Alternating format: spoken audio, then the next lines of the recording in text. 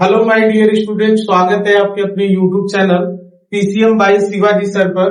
My dear student, जैसा कि आप लोग देख रहे हैं क्रमशः जो है यहाँ पे क्लास 12 की फिजिकल केमिस्ट्री हमने स्टार्ट किया है, जिनमें पहला लेसन आप लोगों का चल रहा है विलयन, और उस विलयन के अंतर्गत जो है हम लोग यहाँ पे मोलरता पढ़ चुके हैं। मोलरता तक मतलब समाप्त कर चुके हैं और मोलरता पे आधारित जो है क्वेश्चन कर रहे हैं, जिसपे आधारित मोलरता पे आधारित जो है यह एक नए टॉपिक यानी नए टाइप का क्वेश्चन है, जिसको आज के इस वीडियो के लेक्चर में हम लोग देखेंगे। ठीक है, जैसा कि यहाँ पे देख रहे हैं आप लोग, क्या लिखा हुआ है कि जब दो या दो से अधिक विलयन को आपस में मिलाया जाए तो प्राप्त नए विलयन की मोलरता क्या होगी। ठीक है, अब मोलरता क्या होती है इसको हमने पढ़ाया था आप लोगों को कि जब किसी विलयन में विलयन के प्रति लीटर आयतन में उपस्थित विलय के मोलों की संख्या उसे क्या कहलाती थी, मोलरता कहलाती थी। ठीक है, इसको हम लोग पढ़ चुके हैं। तो यहाँ पे जो कह रहा है, क्या क्वेश्चन कह रहा है कि जब दो या दो से अधिक, अभी फिलहाल हम लोग दो विलयन की बात कर रहे हैं। क्या बात कर रहे हैं, ध्यान से कॉन्सेप्ट को पहले समझिएगा और कॉन्सेप्ट को समझने के बाद उस पर आधारित दो इंपॉर्टेंट क्वेश्चन हम लेकर आए हैं, इसको हम लोग सॉल्व करेंगे। ठीक है, अभी यहाँ पे पहला क्वेश्चन क्या कर रहा है, जब दो या दो से अधिक विलयन, अभी फिलहाल हम लोग दो विलयन को आपस में मिला रहे हैं तो एक विलयन नया प्राप्त होगा और उस विलयन का क्वेश्चन में कह रहा है कि परिणामी मोलरता क्या होगी। फिर दो से अधिक होगा तो वही सेम कॉन्सेप्ट हम लोग लगा देंगे। तो यहाँ पे देखिए क्या है कि जैसे यहाँ पे दो विलयन है, एक यहाँ पे हमने पात्र लिया, ठीक है, और इस विलयन का आयतन जो है मान लिया हमने V1 है और इस विलयन की जो मोलरता है वह क्या है, M1 है। ठीक है, इस पात्र में एक विलयन था ऐसे जिसका आयतन क्या है, V1 है और इसकी मोलरता क्या है, M1 है।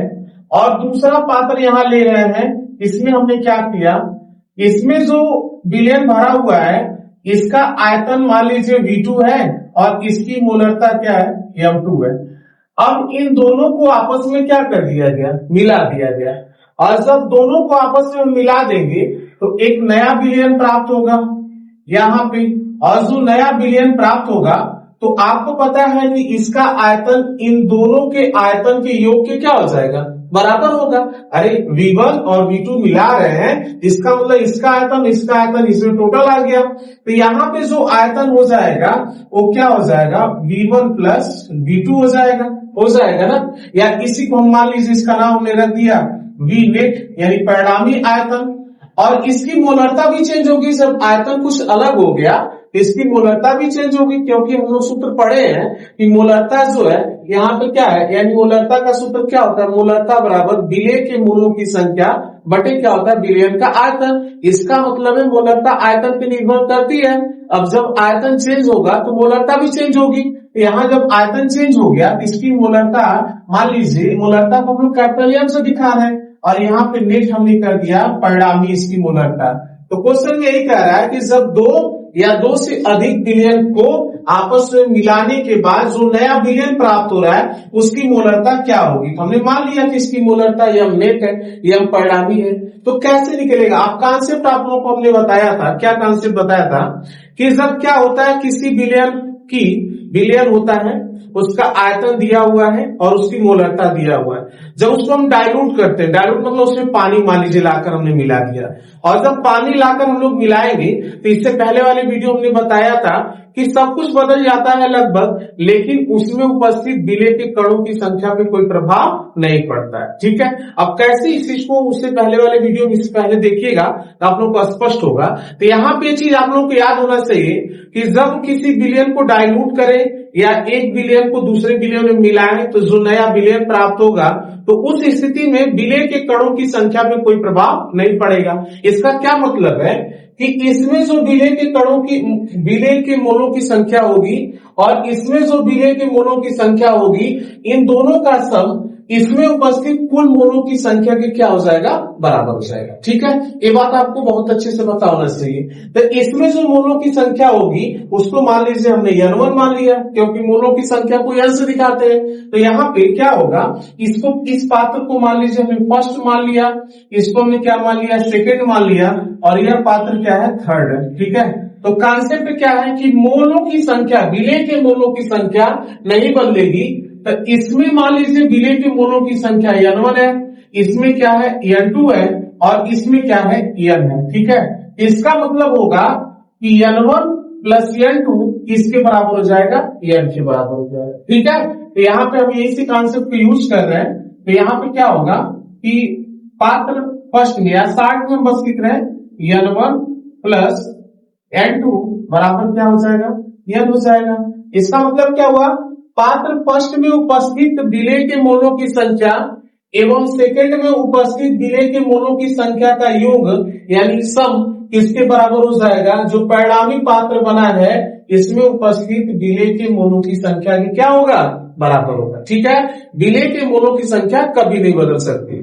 अब आप लोग यहाँ कहेंगे सर इसके बाद क्या किया जाए, हमें तो मोलरता पूछा है।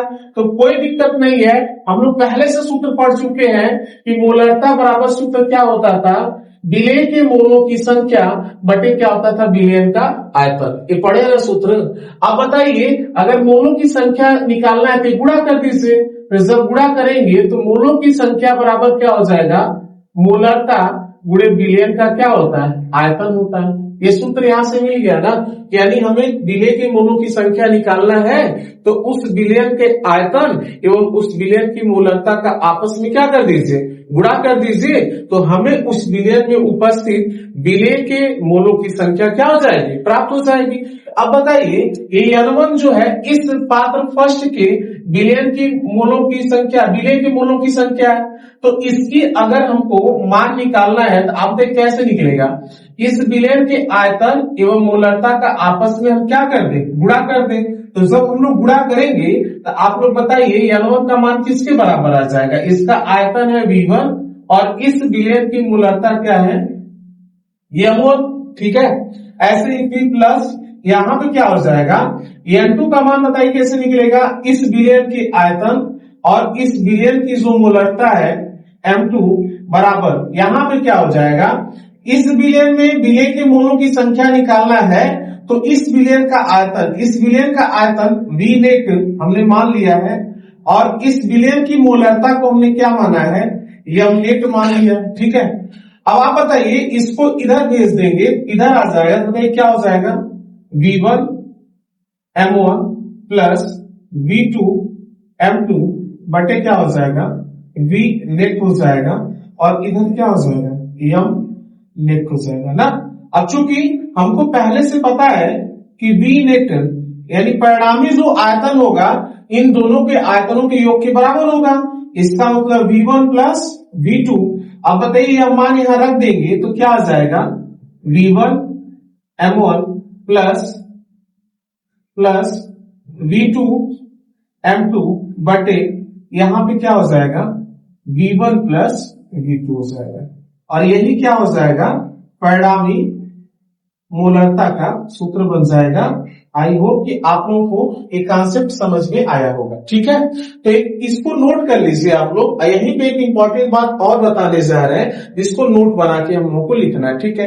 अब यहाँ पे फिर सवाल उठा कि जो है मान लीजिए 2 बिलियन था, आपस में उन्हें मिलाया तो परिणामी बिलियन की मोलरता ये चीज आ गया। अब अगर 2 से अधिक मिला दे तो कोई दिक्कत नहीं, जब 2 से अधिक मिलाते हम लोग जाएंगे तो फिर वही यहां से सूत्र क्या बन जाएगा, जब 2 से अधिक होगा तो यहाँ पे आप लोग इस बात को याद रखिएगा। ऐसे ही तब v1 m1 plus v2 m2 plus यहाँ पे क्या हो जाएगा, v3 m3 प्लस ऐसे डाट डाट बटे क्या हो जाएगा, यहाँ पे v1 plus v2 plus v3 plus dot dot और यह क्या हो जाएगा, परिणामी विलयन की परिणामी मोलरता का सूत्र हो जाएगा, ठीक है। जब 2 से अधिक विलयन होगा तो ऐसे क्या होगा, फिर यही कॉन्सेप्ट लगाते जाएंगे और इसको हम टोटल क्या कर देंगे, जोड़ देंगे। यह जो है फार्मूला आप लोगों को पता होना चाहिए, ठीक है। अब यहाँ से एक चीज और सीख लीजिए, ये 2 चीज हमको समझ में आ गया। अब यहाँ से एक और बात हम बता दे रहे हैं, क्या ऐसे इसको हम मिटा रहे हैं, इसको आप लोग नोट कर लीजिए, इसके बाद यहाँ पे हम बता रहे हैं, ठीक है। देखिए यहाँ पे क्या होगा, अगला कॉन्सेप्ट यहाँ पे एक चीज और हमको समझ में आना चाहिए।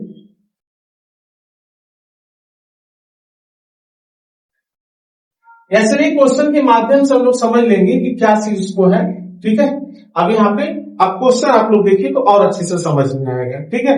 इसी कॉन्सेप्ट में हम लोग क्वेश्चन यूज करेंगे। देखिए क्या है, BCml 2 मोलर का एक सोडियम हाइड्रोक्साइड का एक विलयन है, एक विलयन है किसका, सोडियम हाइड्रोक्साइड का, जिसकी मोलरता कितना दिया है, 2 दिया है, और जिसका आयतन कितना दिया है, 20 ml दिया है। ठीक है, अब इसके बाद फिर दूसरा विलयन देखिए है, जिसकी जो सोडियम हाइड्रोक्साइड का दूसरा जो विलयन है, इसकी मोलरता दिया है 0.5 और उसका आयतन कितना दिया है, 400 ml।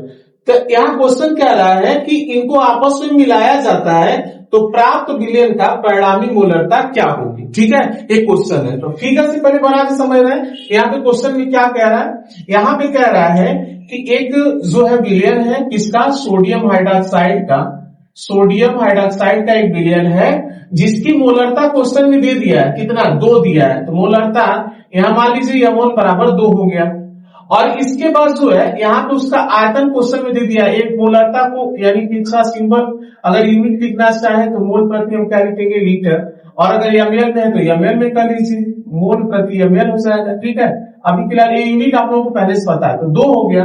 और इसका जो है आयतन कितना दिया है, V1 बराबर 20 ml दिया है, कितना, 20 ml। यह एक विलयन हो गया। एक जो दूसरा विलयन है यहाँ पे हम बना रहे हैं, दूसरा विलयन, उसकी मोलरता क्वेश्चन ने कितना दिया है, तो मान लीजिए इसकी मोलरता को हमने M2 माना, और इसकी मोलरता क्वेश्चन में दिया है 0.5, और इसका जो आयतन क्वेश्चन में दिया है, मान लीजिए इसको हमने V2 माना, वो कितना दिया है, 400 ml।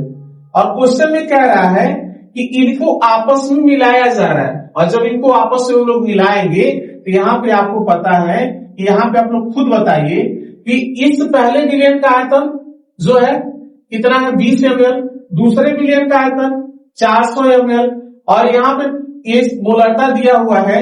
यहाँ पे मान लीजिए कि ये जो इसकी परिणामी मोलरता जो होगी, परिणामी मोलरता, उसको हमने क्या मान लिया, यम नेट मान लिया। ठीक है, तो अब बताइए वही कॉन्सेप्ट लगाएंगे हम लोग। अगर परिणामी मोलरता हमको निकालना है तो बताइए क्या सूत्र में पढ़ा था, M1 V1 plus M2 V2 बटे क्या था, V1 प्लस V2, यही सूत्र पढ़े है ना, रख दीजिए, आंसर आ जाएगा। तो यहाँ पे हम लोग रखेंगे। तो आप बताइए M1 का मान क्वेश्चन में कितना दिया है, 20 दिया है, और V1 का मान क्वेश्चन में कितना दिया है, V1 का मान 20 है, M1 का मान कितना है, 2 है, और प्लस M2 का मान कितना दिया है, 0.5, और साथ में V2 का मान 400 है, और बटे कितना हो जाएगा, V1 यानी 20, और V2 का मान क्या है, 400। ठीक है, अब इसको सॉल्व करिए तो बताइए 20 गुना कितना हो जाएगा, 40 हो जाएगा, और प्लस ये 5 चौक को 20 यानी 2000 हो जाएगा, और एक अंक पे दशमलव एक अंक पे लगा देंगे तो सीधे आंसर कितना आ जाएगा, 200 आ जाएगा, और बटे कितना हो जाएगा, इसको हम लोग जोड़ेंगे तो 420 हो जाएगा ना। अब यहाँ पे 200 में 40 को जोड़ा जाएगा तो 240, और नीचे कितना हो जाएगा, 420, ये 0 0 से कैंसिल हो जाएगा, इसको काटेंगे हम लोग 12 हो जाएगा, और इसको काटेंगे तो 21, 12 बटे कितना हो जाएगा, 21, और 21 से 12 में जब भाग करेंगे हम लोग तो 0 कितना आ जाएगा, 5-7 मोलर। ठीक है, चूंकि इसमें पावर में दे दिया, दशमलव हटा दिया है, तो इसको हम लोग चेंज करेंगे, पता है कितना आ जाएगा, 57 × 10⁻⁻2 मोलर। यही आपका क्या हो जाएगा, आयतन हो जाएगा, सॉरी मोलरता हो जाएगी परिणामी विलयन की परिणामी मोलरता। ठीक है, इसमें कौन सा ऑप्शन मैच कर रहा है, option number A, option number A इसका क्या हो जाएगा, राइट आंसर। ठीक है, तो आई होप आप लोगों को क्वेश्चन बहुत अच्छे समझ में आया होगा, इसको आप लोग नोट कर लीजिए, फिर हम दूसरा क्वेश्चन आप लोगों को बता रहे हैं। ठीक है, अब देखिए जो है दूसरा क्वेश्चन क्या कह रहा है। दूसरे क्वेश्चन को हम लोग अगर देखिए ध्यान से, तो दूसरे क्वेश्चन को आप लोग पढ़िए, इसके बाद हम बता रहे हैं। बहुत इंपॉर्टेंट क्वेश्चन है दूसरा भी, और यह क्वेश्चन IIT में आया हुआ था अभी 2025 में, और इस क्वेश्चन को आप लोग ध्यान से देखिए। क्वेश्चन क्या कह रहा है कि 100 ml और 0.1 मोलर HCl विलयन के साथ, मतलब एक विलयन है किसका, हाइड्रोजन क्लोराइड का, HCl का, और उसकी मोलरता कितना दिया, 0.1 दिया है मोलर, और इसके बाद उस विलयन का आयतन कितना है, 100 ml है। ठीक है, उसमें क्या किया जा रहा है, 200 ml और इसके साथ 0.05 मोलर HCl का, मतलब एक दूसरा विलयन है जिसकी मोलरता है 0.05, और उसका आयतन कितना है 200 ml के साथ साथ क्वेश्चन को ध्यान से सुनिएगा, इन दोनों के पास अंतर क्या है कि 2 विलियन तो आपस में मिलाए ही जा रहे हैं, लेकिन उसके बाद अलग से उसमें जो है 500 ml पानी भी मिला दिया जा रहा है। अब जब अलग से 500 ml पानी मिला देंगे तो हमें क्या होगा, आयतन कुछ और बढ़ जाएगा, तो कोई दिक्कत नहीं है। 500 ml पानी मिला दिया जाता है तो परिणामी विलयन की मोलरता की गणना कीजिए। क्वेश्चन पहले फिगर से समझिए, इसको हम समझा रहे हैं। AIT 2025 में क्वेश्चन पूछा गया है, यहाँ पे इसी क्वेश्चन को हम यहाँ समझा रहे हैं। जैसे एक पात्र है, इसमें जो है एक विलयन दिया हुआ है या सीएल का एक विलयन है जिसकी मोलरता क्वेश्चन में 0.1 दिया है, तो मोलरता को हम एमोल से दिखा दे रहे हैं, इसका मान 0.1 हो गया। और इसके बाद इस विलयन का जो आयतन दिया है इसको हम V1 मान ले रहे हैं। क्वेश्चन कितना दिया है 100 ml दिया है, ठीक है। अब इसके बाद फिर दूसरा जो विलयन है ये HCl का दूसरा जो विलयन है, दूसरे पात्र में हम ले रहे हैं HCl का ही एक दूसरा विलयन है जिसकी मोलरता क्वेश्चन में कितना दिया है, तो मान लीजिए इसकी मोलरता को हम M2 से दिखा रहे हैं और क्वेश्चन में 0.05 दिया है और इस विलयन का जो आयतन वो कितना दिया है 200 ml दे दिया है। 200 ml इसको हमने क्या मान लिया, V2 मान लिया। अब इसके साथ पहले इनको आपस में हम मिलाएंगे तो यहाँ पे क्वेश्चन में क्या होगा, एक नया विलयन प्राप्त होगा। अच्छा ये बताइए जो नया विलयन प्राप्त होगा उसकी मोलरता कुछ अलग होगी, तो मान लीजिए कि माना इस विलयन की जो परिणामी मोलरता होगी उसको हमने क्या मान लिया M में। इस विलयन में जो आयतन होगा वो कितना हो जाएगा, आप लोग खुद बताएं। क्वेश्चन कह रहा है कि इन दोनों को मिलाने के साथ साथ 500 ml पानी भी मिलाया जा रहा है, तो बताइए इसमें पानी मिला दे कितना टोटल आयतन हो जाएगा। अगर V नेट हम लोग निकाले परिणामी आयतन तो 100 ml पहले विलयन का हो जाएगा और 200 ml किसका हो जाएगा, सेकेंड वाले विलयन का।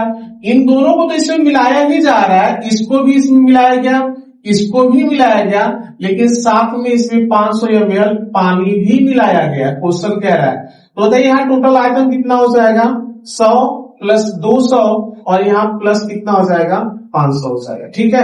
यानी टोटल इस परिणामी जो विलयन होगा इसका आयतन कितना हो जाएगा 5 2 7 और एक कितना हो जाएगा 800 ml इसका आयतन हो जाएगा, ठीक है। तो बस वही कॉन्सेप्ट लगाइए और आप लोग यहां से क्वेश्चन का आंसर आ जाएगा। यहाँ पे परिणामी मोलरता बराबर क्या हो जाएगा, M नेट बराबर M1 V1 plus M2 V2 बटे इसका आयतन क्या है V1, इसका आयतन क्या है V2 और साथ में इसमें और पानी डाल दिया गया, तो पानी के आयतन को मान लीजिए हमने क्या मान लिया ऐसे H2 का आयतन मतलब पानी का आयतन। बस यहां रखिए आप लोग, आंसर आ जाएगा।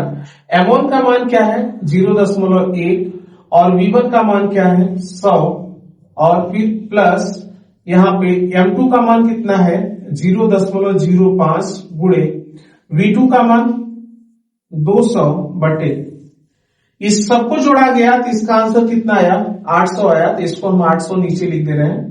अब बताइए इसका इसमें गुणा होगा तो कितना आ जाएगा 10 और इसका इसमें गुणा होगा तो यहाँ बताइए क्या हो जाएगा, पहले दशमलव भूल जाइए, इसका इसमें गुणा होगा तो 5 दूना 10 ऐसे, ठीक है यहाँ पे। और इसके बाद 2 अंक पे दशमलव हम लोग लगा देंगे और नीचे क्या हो जाएगा 800 हो जाएगा।